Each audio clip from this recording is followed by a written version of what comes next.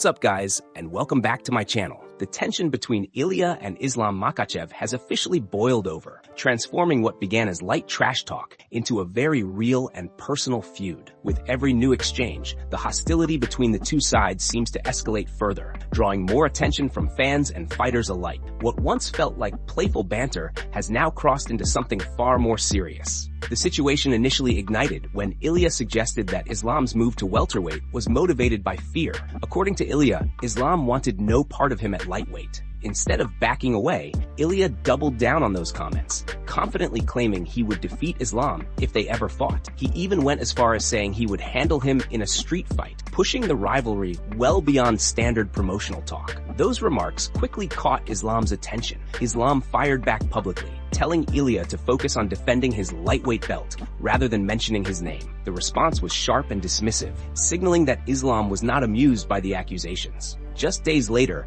Ilia escalated things even further, claiming he would submit Islam and making a deeply personal remark involving Khabib, which immediately intensified the backlash. As the comments grew more aggressive, Islam finally addressed the situation in an interview. He made it clear that Ilia had been talking far too much and hinted that if they ever crossed paths, things might not remain verbal. Islam suggested that the tension could turn physical, without clarifying whether he meant inside the octagon or somewhere else entirely. That statement alone sent shockwaves through the MMA community. Then came the latest escalation, which took the feud off social media and into the real world. Islam's teammate, UFC flyweight Tagir Ulanbekov, reportedly ran into Ilia in Dubai and confronted him direct. According to Tagir, he demanded an explanation for the repeated street fight comments and the constant public shots aimed at Islam. In an interview with a Russian outlet, Tagir described the encounter in detail. He explained that he and his teammates were walking through the city at night near a busy mall when he unexpectedly saw Ilia. Tagir said Ilia was not alone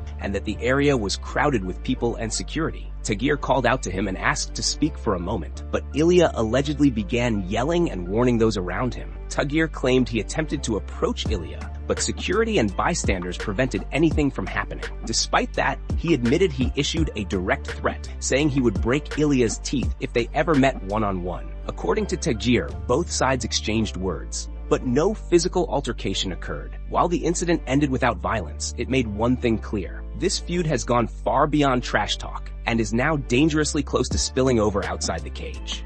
And before we continue, make sure to leave a like on the video and subscribe to help support the channel. Moving on to another news, Josh Thompson has broken down a high-stakes middleweight matchup as RDR and Boralho are set to collide at UFC 326 in Las Vegas on March 7th. This is a massive fight for the division, especially as the title picture continues to take shape and new contenders begin to separate themselves from the pack. At the top of the division, Khamzat is preparing for a spring title defense against Nassourdine Imavov. With that fight looming, the next wave of challengers is already lining up. Sean Strickland and Fluffy Hernandez remain right in the mix, and it is widely expected that the winner of their matchup could be next in line for a title shot. The uncertainty surrounding the belt only adds more intrigue to fights like RDR versus Boralho. Adding to the chaos, Khamzat has openly stated that he may not stay at middleweight for long. Just weeks ago, he said he wants to move divisions after one title defense to chase champ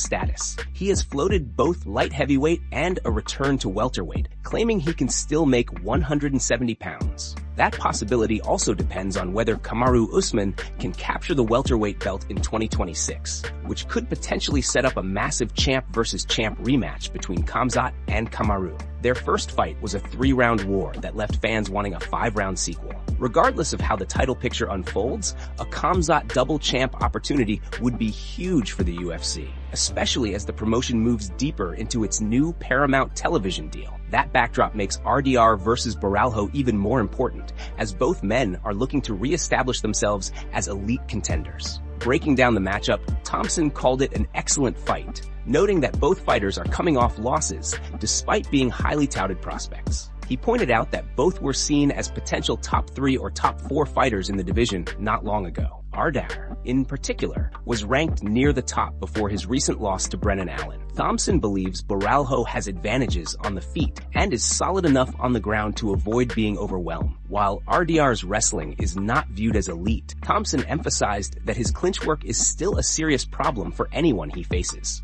That area of the fight could play a major role in how the matchup unfolds. The timing of the bout also works in both fighters' favor. With the fight set for March, Thompson noted that both men have enough time to recover, prepare properly, and manage their weight cuts. He added that both appear to be very large for the division, which makes preparation even more important. Looking back at RDR's record, Thompson highlighted how impressive his activity level has been. He noted that RDR fought 4 times in a single year, which is remarkable for a fighter who cuts that much weight. According to Thompson, there is no better way to improve and stay sharp than consistently stepping into the cage. And this fight represents a crucial moment for both men to prove they still belong among the division's elite. Moving on to another news. Dana White has revealed that fighter bonuses could be permanently increased in 2026, signaling a potential shift in the UFC's long-standing stance on post-fight pay. For years, White publicly pushed back against calls to raise bonuses, insisting that higher payouts did not necessarily translate into better performances.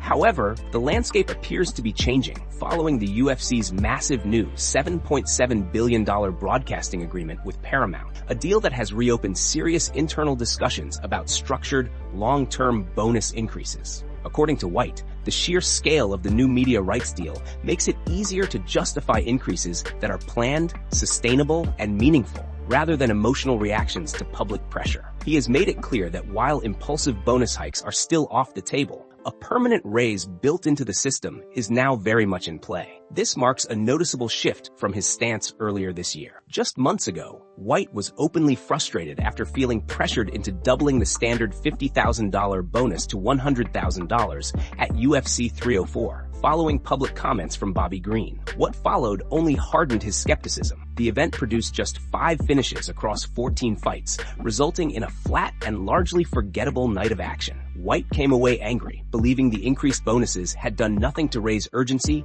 excitement, or performance levels. At the time, he vowed never to be pushed into raising bonuses on the spot again. Now, with Paramount's deal in place, the conversation has changed. White explained that bonuses are the obvious place where fighters can immediately feel the impact of increased revenue. He pointed out that bonuses alone can amount to millions of dollars over a fighter's career, especially as viewership continues to grow across platforms. White also referenced the massive audience numbers tied to the new deal, including over 6 million average viewers and peaks approaching 9 million. He emphasized that broader accessibility plays a key role, noting that entry points for fans are no longer priced at $80, but closer to $12.99. That lower barrier naturally brings in more eyeballs, more exposure, and more overall revenue for the roster. While stars like Conor and Jon Jones remain unique draws, White stressed that the rising tide from increased visibility benefits everyone. With a structured plan now being discussed, fighter bonuses appear set to climb in a way that aligns business growth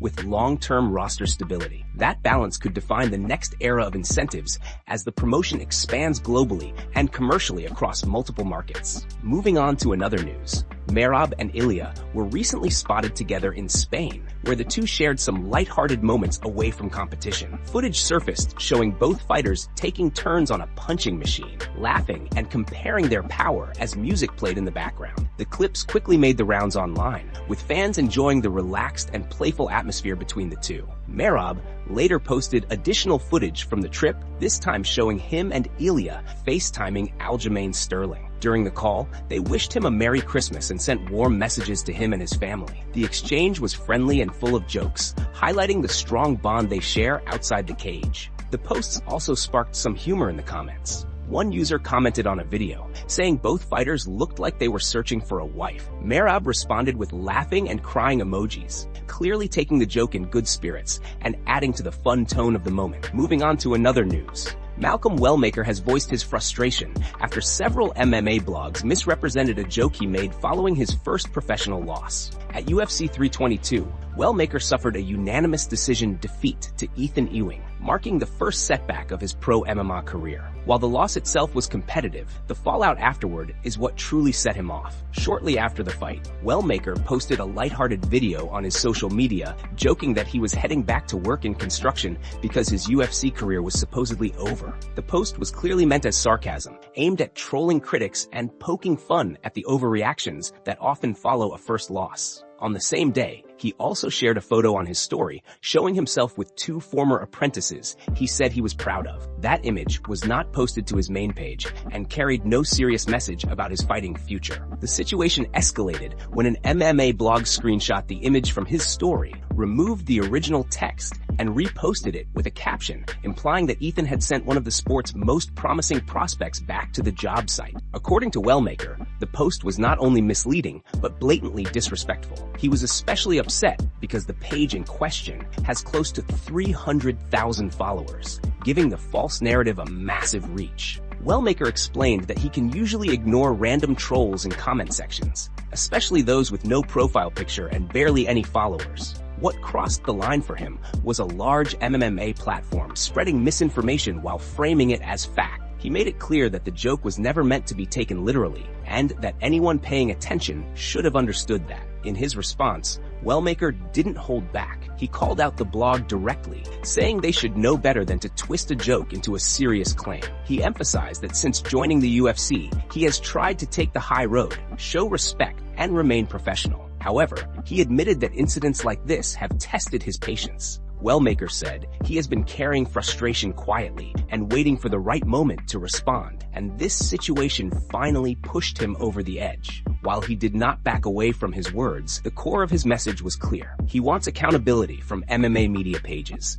and expects them to be more responsible with their platforms. For Wellmaker, the issue was not criticism, but false narratives being spread to hundreds of thousands of people under the guise of reporting. Moving on to another news, the build-up to the interim lightweight title fight at UFC 324 between Paddy Pimblett and Justin Gaethje has been surprisingly calm. Instead of heated trash talk and personal shots, the tone throughout fight week has been largely respectful. Pimblett, in particular, has gone out of his way to praise Justin as a proven veteran and one of the toughest competitors the division has ever seen. That respect, however, has not softened his confidence in any way. Pimblett has been very clear about his intentions. He believes his pressure, pace, and overall style will overwhelm Justin over the course of the fight. He has openly predicted a finish and has even suggested that a knockout is possible. The confidence reflects not only belief in his skills, but also a sense that this fight represents his arrival at the very top of the lightweight division. For Paddy, this is not just another main event, it is a statement opportunity. On the other side, Justin has kept things even more professional and understated. Recent interviews have focused almost entirely on training, preparation, and making the necessary adjustments for a high-stakes 5-round fight. He has largely avoided engaging with Paddy's predictions, acknowledging the matchup without adding fuel to the fire. Justin has promised fans that his wrestling has improved significantly, even hinting that he may surprise people by landing a takedown of his own during the fight. The interim title exists because undisputed lightweight champion Ilia is currently on an indefinite hiatus for family reasons. The expectation is that the winner of this bout will eventually unify the belt with Ilia once he returns. However, if the absence extends or the title is vacated, the interim belt could become undisputed, dramatically reshaping the division's immediate future. In that scenario, Arman, who is widely viewed as the top contender, would finally earn his long-awaited title shot against the winner. Daniel Cormier recently broke down the current state of the lightweight division and made it clear where he stands. According to DC, Arman is doing everything right to stay active and relevant. He described him as potentially the best lightweight in the world right now,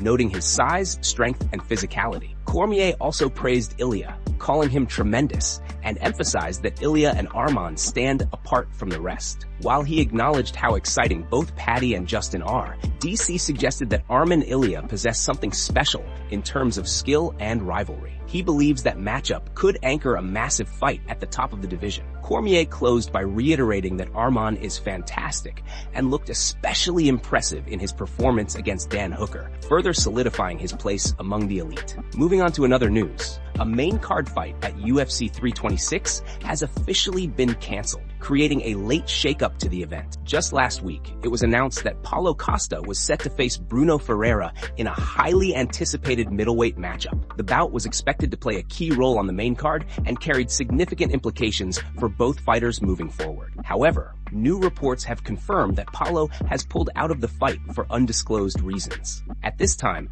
no official statement has been released by Paulo explaining the withdrawal, leaving fans and analysts speculating about what may have caused the sudden change. The UFC has also remained quiet on the details surrounding the situation. As of now, it is unclear whether the matchup will be rescheduled for a later date or if the promotion will attempt to find a short-notice replacement opponent for Bruno. With UFC 326 approaching, officials are expected to move quickly to determine the next steps. Until more information becomes available, the status of both fighters remains uncertain, and the main card continues to undergo adjustments behind the scenes.